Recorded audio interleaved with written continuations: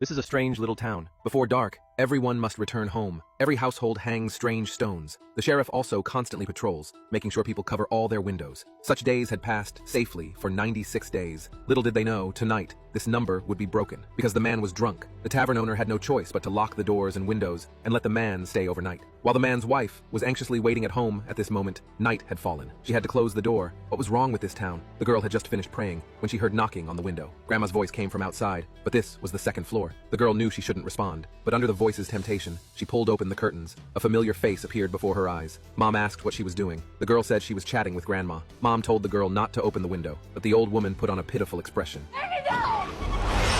The next day, the husband came home drunk to see a crowd surrounding his house. He instantly felt something was wrong. The sheriff walked over angrily and slapped the man directly. You nailed the motherfucking window shut! Right?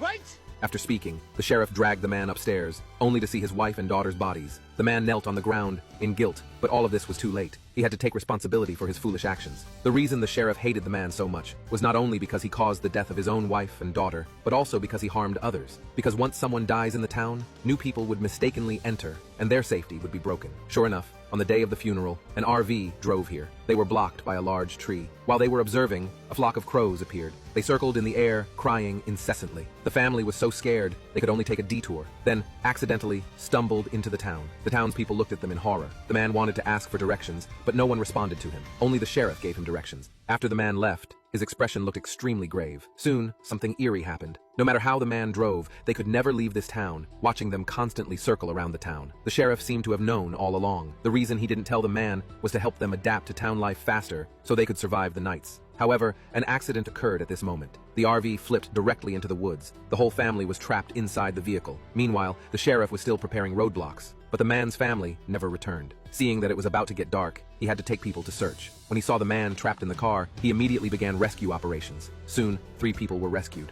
Only the youngest son was still in the car. Due to severe injuries, treatment could only be performed inside the vehicle. But now, there were only 40 minutes until dark, and treatment would take at least an hour. With no other choice, the sheriff had to choose to stay overnight and let the others leave. Watching the sky grow darker, the sheriff looked at the talisman stone in his hand. He could only place his hopes on this. Then the sheriff hung the stone on the car. The man was somewhat puzzled by this, but the sheriff didn't immediately explain. Instead, after blocking all the gaps, he told the man what was about to happen. Suddenly, roaring sounds came from all around. When the sheriff looked out the window, he discovered the monsters were quietly approaching.